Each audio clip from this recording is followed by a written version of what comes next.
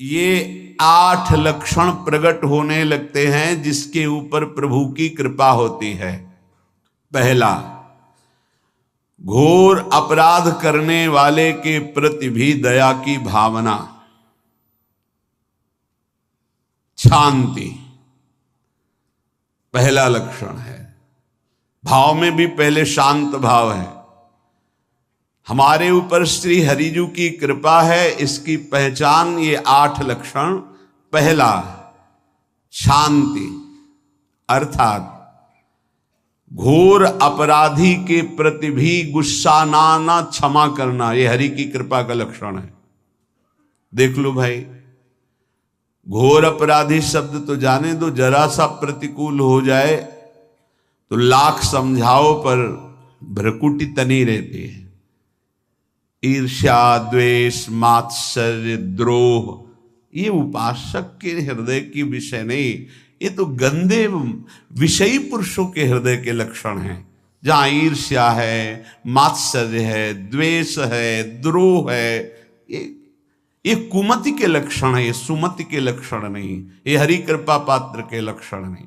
आपसे जो अपराध कर रहा है, द्रोह कर रहा है, आपका क्षमा बल ये हरि प्रसाद से होता है। शांति, क्षमा बल, शांति, सह गया, क्या करूं, सहना ही पड़ेगा क्योंकि भगवत मार्ग में वो ऐसा नहीं होता। शांति,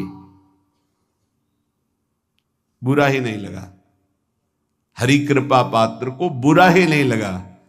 उमा संत के यही बड़ाई, मंद करत जो करे भलाई, ये सीधा शांति की व्याख्या है। अपने यहां मंगल गान में, करत जे अनुशहन निंदक तिनहु पे अनुग्रह कियो, ये है हरि कृपा, ये है आचार्य कृपा, गुरु कृपा। अपराधी पर भी क्षमा का भाव होना, भला ऐसा है, अपराधी पर भी क्षमा का भाव होना, ये हरि कृपा पात्र में ही होगा, अन्य में नहीं। तो अगर अपने हृदय में ऐसा लगे कि ऐसा नहीं है तो हरिजू से प्रार्थना करनी चाहिए कि कृपा करो, मेरे में सामर्थ्य आवे। दूसरा, अनुसूया, वो किसी भी के प्रति कभी भी कोई दोष दर्शन ही नहीं करेगा। दोष कथन, दोष श्रवण की तो बात जाने दो। अनुसूया, दूसरों के गुणों में दोष ढूंढना ये नहीं होता, हरि कृपा पात्र में ये नहीं था। ये सब भजन के नाश करने वाले, जैसे पहला अपराधी पर क्रोध कर देना, तो माया ने भेजा इसीलिए था कि तुम्हारे साथ व्यवहार ऐसा करे कि तुम क्रोध करो, क्रोध करोगे तुम्हारी ऊर्जा शक्ति नष्ट हो जाएगी, अध्यात्म में जो चलने की थी, और कहीं तुमने संकल्प कर लिया तो भजन शक्ति नष्ट हो जाएगी। तो अगर भजन बल है तो गया, जरूर उसको दंड मिलेगा, पक्का मिलेगा, 100% मिलेगा, लेकिन आप खाली हो गए, ना भजन करने की वृत्ति रहेगी और ना भजन रहेगा, दोनों बात। अनुसूया, किसी के सद्गुणों में दोष देखना, गुणों में दोष ढूंढना, ये हरि कृपा पात्र में नहीं होता। ये बहुत मंगलमयी बातें हैं जिससे हमारा भजन मार्ग पुष्ट होता है। तीसरा, वो बाहर से और भीतर से पवित्र रहता है, हरि कृपा पात्र। शौचाचार का ज्ञान होना चाहिए, वस्त्र आपके पवित्र होने चाहिए, ये बाहरी जल रज आदि के द्वारा बाहरी पवित्रता, और निष्कपटता, निश्चलता, सत्य भाव, ये अंदर की पवित्रता है। अगर कपट है, छल है, असत्य है तो हृदय मलिन रहता है। भीतर और बाहर से पवित्र रहना, इसमें खास बात क्या है भीतर और बाहर से पवित्र रहने में? भीतर और बाहर से सदैव पवित्र कौन रह सकता है? तो बोले जो पुंडरीकाक्ष भगवान श्री हरि का, प्रियाजू का स्मरण करता रहता है, वो शवायाभ्यंतर शुचि, वो बाह्य और अभ्यंतर दोनों से पावन रहता है। तीसरी जो कृपा का लक्षण है, अर्थात वो सदैव भगवत चिंतन परायण, शौचाचार का पालन करने वाला, बाहर और भीतर से हरि कृपा पात्र पवित्र रहता है। लघु शंका में जल पात्र में रखा जाता है, जनेंद्रिय को पवित्र किया जाता है, फिर हाथ रज से धो के, फिर कुल्ला करके, आचमन करके, पैर धोकर, ऐसे पवित्र आचरण, ऐसे पशुवत व्यवहार ठीक नहीं। कुछ लोग ऐसी गलती करते हैं कि जिसमें शौच हुआ जाता है उसी में बैठकर लघु शंका करते, तो सारे वस्त्र, पूरा शरीर अपवित्र हो गया आपका। अब तो अटैच बाथरूम की व्यवस्था माया ने कर दी है। हमें लगता है कि शौचालय अलग होना चाहिए और स्नान गृह अलग होना चाहिए, थोड़ा ही चाहे भेद हो, अंतराय होना चाहिए पवित्रता के लिए। अब ये शौचालय है, यही स्नान करना है, यही लघु शंका करनी है, तो पवित्रता का निर्वाह नहीं हो पाता। यदि जिस उस जगह आप शौच करते हैं, जो बैठकर उसी पे बैठ के लघु शंका करते हैं, तो आपको पूरा वस्त्र सहित स्नान करना चाहिए पवित्रता के, तभी बुद्धि भ्रष्ट हो जाती है। आपको मंत्र का निरंतर चलना ये कठिन पड़ जाएगा। पवित्रता का निर्वाह करो। देह राग मिटने के बाद एक स्थिति आती है, अवधूत स्थिति, उसमें फिर शरीर की पवित्रता का कोई संबंध नहीं रह जाता। पर अभी तो संबंध है ना देह भाव से, तो बहुत हो से लघु शंका ऐसे करें कि आपके पैरों में, वस्त्रों में छिट्टी ना पड़े, पवित्र रहें। हर समय हमें पवित्र मंत्र जपना है, नाम जपना है, श्री की सेवा में रहना है। बहुत जल्दीबाजी खड़े खड़े लघु शंका की, छिट्टियां पड़ रही, बस ऐसे चल दिए, वो पशुवत आचरण भगवत मार्ग में नहीं चल पाओगे। वो अंदर तुम्हारे व्याकुलता पैदा करता रहेगा, भोगों की, संसार की। शौचाचार का बहुत बड़ा फल है, शरीर राग छूट जाएगा। ये बात समझ लो, शरीर राग छूट जाएगा। शरीर संबंधी पवित्रता शरीर राग छुड़ा देती है, आंतरिक रहस्य है ये। चौथा, ऐसे कार्यों का अनुष्ठान न करे जिनमें हमारा भजन छूटता है, जिनमें सत्य छूटता है, जिनमें भगवत भाव छूटता है। जैसे आपके ऊपर कृपा हुई, आप भगवत मार्ग में चल रहे हैं, अब आप ऐसे संसारिक कार्यों का अनुष्ठान कर रहे हैं जिनमें आपकी चित्तवृत्ति बिल्कुल भगवत विमुख हो रही, तो जीवन का लाभ क्या होगा? लाभ तो है भगवत स्मरण सहित। इसी की मानो टीका है, छठदम शील बिरत बहु कर्मा, निरत निरंतर सज्जन धर्मा। शीलवान और ऐसे कर्मों से विरत जिनसे भगवत विस्मरण होता है, जो सज्जन पुरुषों के द्वारा धर्मानुष्ठान होते हुए उन्हीं का अनुष्ठान, ऐसे कर्मों में ना जाए जिससे भगवत विस्मरण होता है। जैसे कल एक ने प्रश्न किया कि मैं खाता तो नहीं हूं, लेकिन मांस की दुकान में मांस बेचता हूं, होटल आदमी, क्या उचित है? ये उचित कैसे हो सकता है? तुम और भी तो व्यापार कर सकते हो। जरूरी है धर्म का पालन करने की इच्छा करते हो, धर्म आचरण करते हो, ऐसा नहीं। तो विरत बहु कर्मा, उन कर्मों से हमें विरत रहना है जो हमारे धर्म के विरुद्ध है, जो भजन के विरुद्ध है। हरि कृपा पात्र ऐसे कर्मों का अनुष्ठान कर ही नहीं सकता। और शारीरिक श्रम इतना जिससे हमारा भजन का तार ना टूटे। जब भजन का अभ्यास किया जाता है तो हर कार्य को सुचारू रूप से करते हुए एकाग्रता भजन में रखी जाती है। हम वो कार्य जल्दी से कर ही नहीं सकते जिसमें भजन छूट जाए और कार्य पूरा हो। नहीं, हम कार्य करेंगे, हमें छोड़ दीजिए, हम अपने चिंतन से युक्त होते बिल्कुल कार्य करेंगे। जैसे कई साधक हैं, उपासक हैं, बड़े अच्छे उपासक हैं, उनको आप कार्य दीजिए कि आप पानी गर्म कर दीजिए, पात्र बहुत सुंदर साफ होगा, पानी बहुत गर्म, लेकिन आप कह दीजिए कि 5 मिनट में गर्म करके ले, तो उनसे असंभव नहीं होगा। छोड़ दीजिए उनको आप, वो मतलब ऐसा कार्य करेंगे प्रशंसनीय, पर वो समय से। उनका एक सिद्धांत है, बहुत अच्छा लगता है। और अपने को पता है इससे जल्दीबाजी नहीं होनी। पात्र मार्जन करना है, छोड़ दीजिए, आप उसको टोकिएगा नहीं, आप जल्दी मांझ के, उससे नहीं होने वाला। वो तनिक भी दोष नहीं रहने देगा पात्रों में, पर समय दीजिए, आराम आराम शिव कर। हमें अच्छा लगता है, भगवत चिंतन परायण उपासक की यही वृत्ति होती है। पोछा लगाना है, बिल्कुल बढ़िया लगेगा, लेकिन आपको सर से घुमा दे वो ऐसा नहीं होगा। आप छोड़िए और जाइए, हटिए, और वो अपने ढंग से लगाएगा और एकदम क्लीन करके। यही उपासक का लक्षण होता है। जो कार्य करेगा सांगोपांग करेगा, पर वो बहुत मस्ती से होगा, क्योंकि उसका भगवत चिंतन चल रहा है। अधिक ऐसे जिससे हमारा चिंतन छूट जाए, थोड़ा संयम में आना चाहिए। ये भगवत कृपा पात्र का लक्षण है। अपने भजन का फल देखना, भगवत कृपा पात्र के सबको प्रदान कर देना।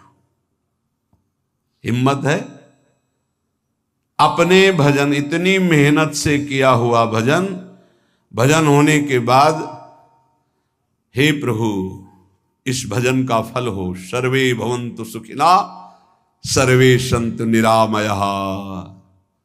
यहां तो कहते महाराज, एक माला रोज आपके लिए करता हूं कि आपकी बीमारी ठीक रहे, तो शेष किसके लिए करते हो प्रभु? शेष क्या? अगर इष्ट और गुरु के लिए तुम्हारा है कि एक माला करते, तो फिर इतनी माला करते तो हमें क्या होगा? सब आपको दे देंगे तो हमें क्या होगा? तभी भजन का रहस्य नहीं जाना। सबके मंगल के लिए अपने भजन को समर्पित कर देना। देखो भाई भजनानंदी, भजन में अरुचि होने लगेगी? नहीं होने लगेगी। सुबह से शाम तक पसीना चुआए हम, और भजन का फल दे दे सबको। तो इसका रहस्य बताते हैं। सबको जे भी कहा सर्वे भवन्तु सुखिना, तो सर्वत्र विराजमान भगवान वही पलटकर अनंत रूपों में आपके ऊपर बरस पड़ेंगे। ये आंतरिक रहस्य है।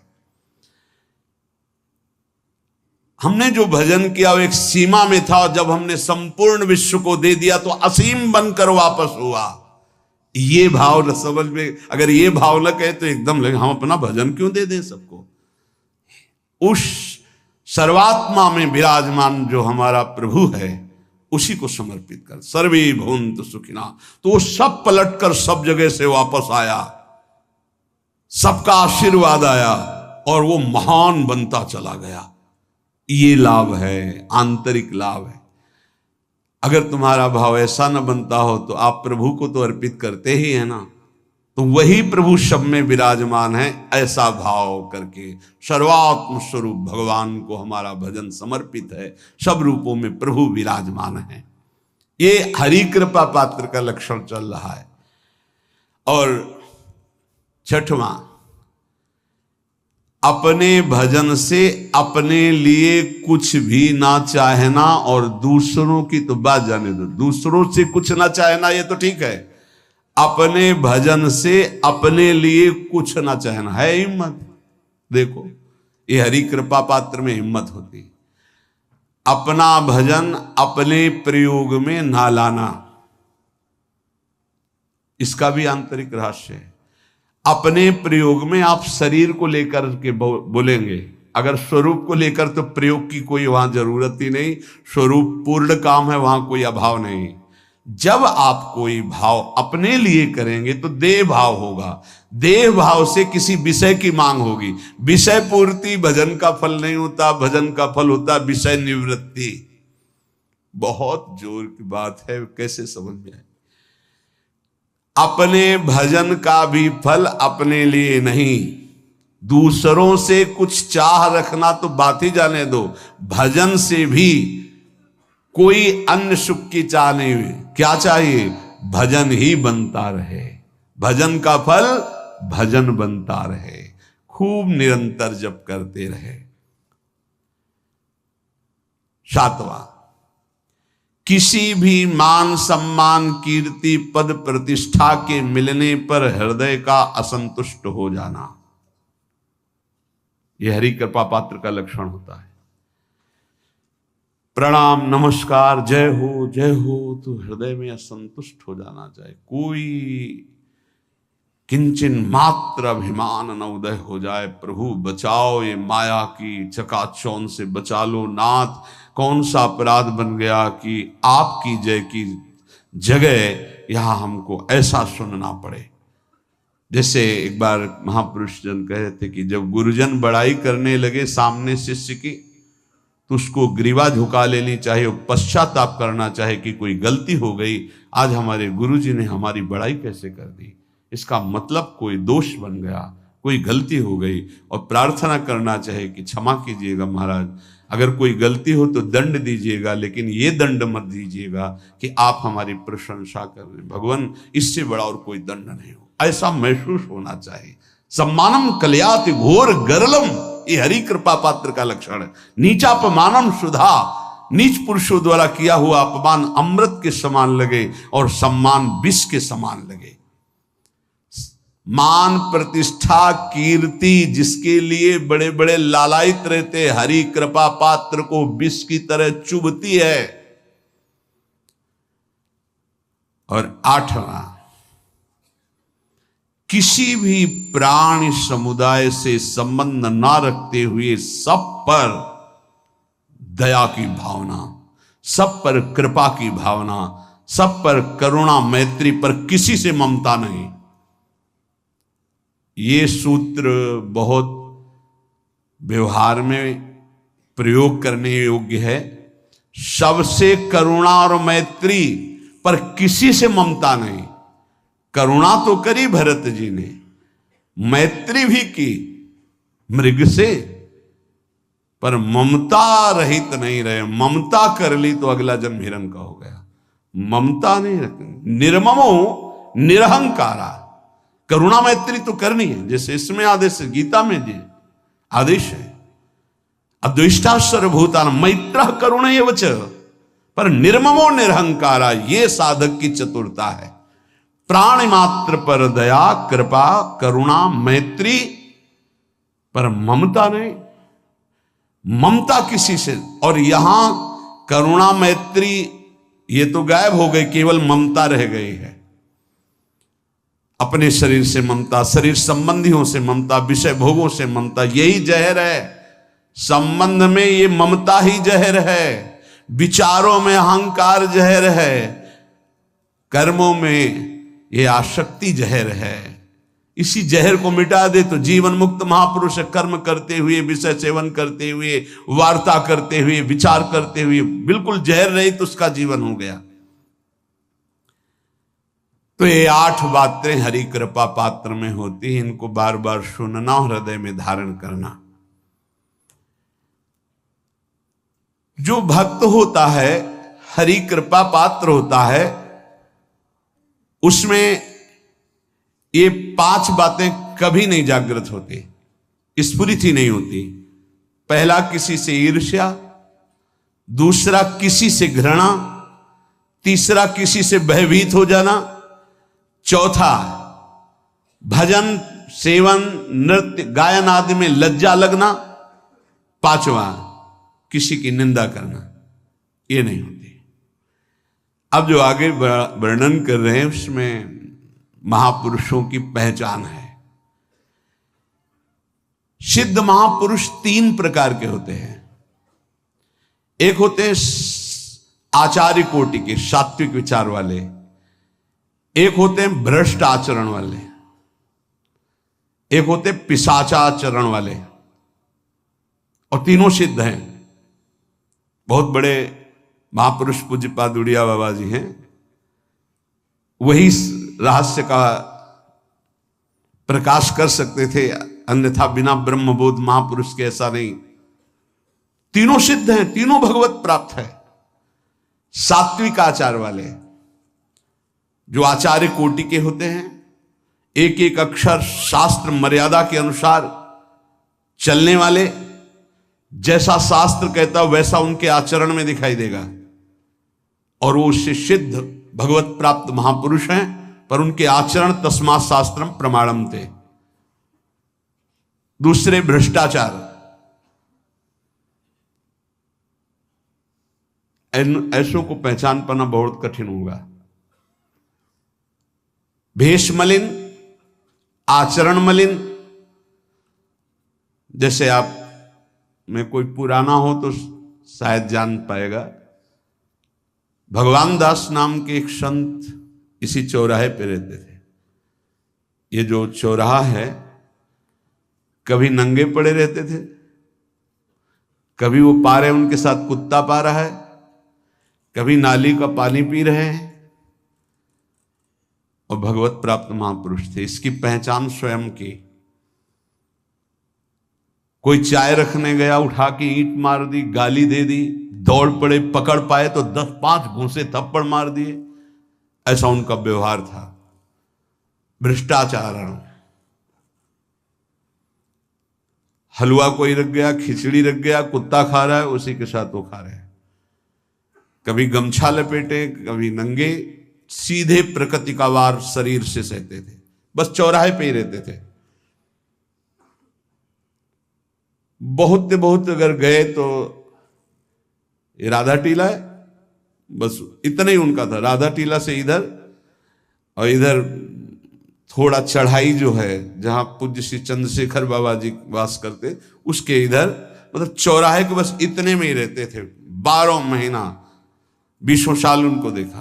तो जब काशी से आए हुए थे तो उनको देखा तो उनकी दृष्टि से लगा कि ये स्थिति प्रज्ञ महापुरुष हैं, पर अपने को छुपाए हुए ऐसी लीला करें। पर उनके कुछ ऐसे आचरण थे जिनसे लगा कि इनकी, हमें लगता है, बुद्धि खराब है क्या, मतलब पागलपन का दौड़ा है क्या। ऐसे राधा रमन जी दर्शन करने गए तो जो पुंडरीक जी हैं इनके बाबा, वो उस समय थे, उनके पुत्र जो पुंडरीक जी के पिताजी, वो उनके सहयोग में।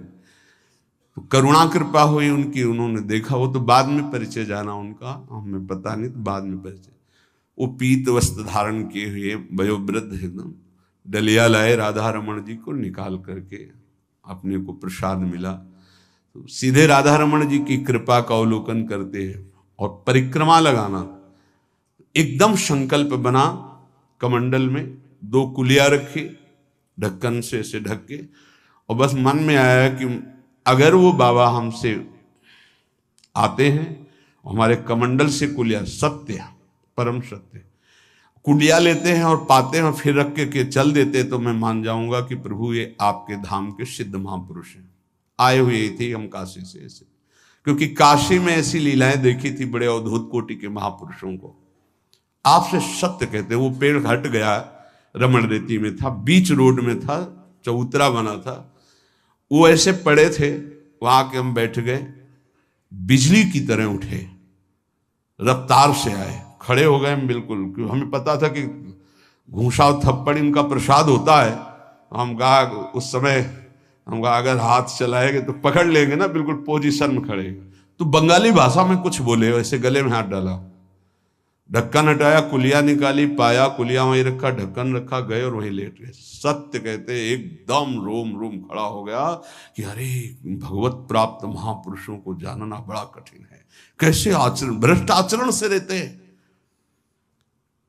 कभी दिगंबर, कभी गमछा लगा हुआ है, कभी कुत्ते के साथ खा रहे, कभी नाली का पानी पी रहे। पूज्य बाबा कह रहे आचरण मलिन, नाली या पैखाने का भी पानी पीने में उनको कोई भी परेशानी नहीं।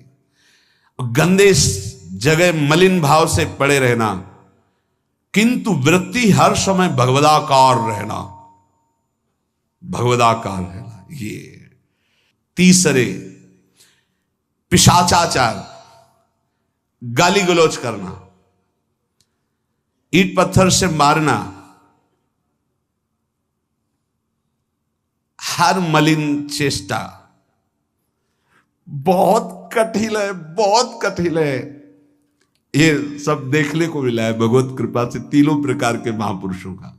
वृंदावन में एक आगंतुक संत आए थे बाहर से, वो रात्रि में हर वृक्ष के नीचे खड़े रहते, पैर सूज गए थे, उनको कभी बैठे और लेटे नहीं देखा, खड़े ही रहते थे। ये 25 वर्ष के लगभग की बात है। उनको जब देखा तो देखते ही उनकी दृष्टि ऐसी थी ऊर्ध्व, लगा ये तो भगवत प्राप्त महापुरुष है, 45 वर्ष की अवस्था हो, बस खड़े रहते थे, चरण उनके फट गए थे, ऊपर से ऐसे खड़े खड़े। रात्रि में एक दिन हिम्मत की, बोलते नहीं थे वो, लार बह रही है ऐसे गंदे कपड़े, महाराज जी आप कृपा करें। उस समय मदन टेर में कि आप आइए, तो सहज में से खड़े हो गए। तो आटे के 4 लड्डू हमें मिले हुए थे, तो उनका आप कृपा करके पाइए, पाले। तुमका आपका ये जो बाहरी परिवेश है और आपके जो बाहरी लीलाएं हैं, ये बाहरी लोग तो भले न समझ पाए, पर प्रभु मुझे ऐसा अनुभव होता है आप भगवत प्राप्त महापुरुष हैं। रो पड़े हो, कभी हमने उनको ऐसा नहीं देखा, रो पड़े। और उनका ये हमारे गुरुदेव की कृपा है। उनका कब से वृंदावन आप आए? बोले कुछ दिन हुए। बोले वृंदावन की रज का प्रभाव कितना दिव्य है कि अब जाने का मन नहीं होता है। पर आप अब दोबारा हमसे मिलने की चेष्टा मत कीजिएगा, कभी दूर से देख लीजिएगा, पर आप कभी मिलिएगा नहीं। आप भक्त हैं इसलिए आपसे संभाषण कर लिया। ये तो आपने सुना सुबह की लीला, ईंट चल रही थी उनपे, वो दिगंबर खड़े थे, ईंट मार रहे थे लोग, परिक्रमा वाले लोग उनको ईंट मार रहे थे, कई जगह उनके ईंट लगी। उनको लग रहा था ये पागल है, नहीं पहचाना जा सकता। 3 प्रकार के महापुरुष होते। एक होते सात्विक आचार वाले, बहुत जो शास्त्रीय आज्ञा वैसे ही अक्षरशः आपको दिखाई देंगे, आचार्य कोटि के, पवित्र शरीर, पवित्र वस्त्र, पवित्र आचरण, एकदम आचार्य कोटि। दूसरे एकदम भ्रष्ट आचरण, समझ ही नहीं सकते आप। तीसरे पिशाच की तरह, समझ ही नहीं सकते उनको। अब लाभ होता है केवल पहले वाले से, सात्विक, तस्मात् शास्त्रम प्रमाणम थे, इससे जनता का लाभ होता है। इन 2 से विशेष हानि हो जाती है, क्योंकि इनके आचरण ऐसे होते हैं, साधु अवज्ञा तुरंत बहुत जल्दी विनाश होता है ऐसे महापुरुषों के अपमान से। सात्विक महापुरुषों के नहीं, अगर उनसे अपमान भी हो जाएगा तो क्षमा करेंगे वो सब। इनको न क्षमा से मतलब है, न पिटाई से मतलब है, इनकी दैवी शक्ति तुम्हारा नाश कर देगी। ऐसे से बहुत, क्योंकि इनको समझ में नहीं आएगा ना। काशी में भी देखा, कुल्हड़ चल रहे हैं सब, और ब्रह्माकार वृत्ति, लोग समझ नहीं पा रहे हैं, चाहे कि कुल्हड़ जमाए मार रहे हैं उनके ऊपर। ऐसे किया, बिल्कुल जो चर्म है प्रकृति को सहते सहते भैंसे का जैसे हो गया मोटा एकदम, और उनके ऊपर मार पड़ रही है, वो मुस्कुरा रहे हैं, चल रहे हैं। उनका गजब हो गया, ब्रह्माकार स्थिति महापुरुष के सामने, ऐसे कोई समझ ही नहीं पाता। तो कह रहे हैं ऐसे भक्तों से प्रायः सबकी हानि हो जाती है, क्योंकि समझ पाते नहीं कि स्थिति क्या है, और जब उनका अपमान करते हैं, उनको मारते हैं, पीटते हैं, उनका सर्वनाश हो जाता है। वो करते नहीं है, उनका प्रभाव कर देता है, पर सात्विक महापुरुषों से किसी का मंगल नहीं होता। इसलिए समाज का परम मंगल शास्त्र के द्वारा आचरण किए हुए जो सिद्ध महापुरुष हैं उनसे होता है। ये 2 प्रकार के महापुरुष जो होते हैं, कई तरह से हानि हो जाती है, आप समझ ही नहीं पाएंगे, आप अपमान कर देंगे, अनिष्ट हो जाएगा आपका, क्योंकि यहां ना क्षमा है ना दंड है, दैवी शक्तियां उनकी सुरक्षा में लगी हुई, वो सर्वनाश कर देंगी। इसलिए बाबा परिचय बता रहे कि अगर तो इनको पागल ना समझा जाए। ये प्रायः जैसे एक बार बताया था कि हरगोविंद जी के पांडाल में रास हो रहा था, एक दिगंबर महापुरुष आए और वो ऐसे खड़े थे पीछे से, चूंकि आरती करने के बाद पीछे राधा वल्लभ जी की गए तो पीछे ही खड़े होना था, तो बिल्कुल पास बूट पहने हुए मारा लात पीछे से, वो मुभरा गिर गए, आराम से खड़े हुए, रास को ऐसे नेत्रों से हल्का सा और बस फिर चल दिए। वो पीछे 10 बार लात मारता गया, वो मुड़ के नहीं देखा किसने मारा, पीछे पीछे हम 10 कदम चले, हुआ गजब हो गया, ऐसी स्थिति इस महापुरुष की। और ये बावरा जान नहीं रहा कि अपना सर्वनाश कर दिया हमने, और वो गजेंद्र की तरह मत वाले ऐसे फोगला की तरफ चल के निकले। कैसे समझोगे महापुरुषों को? बाहरी व्यवहार। अभी 10-12 वर्ष की बात है, यमुना के पार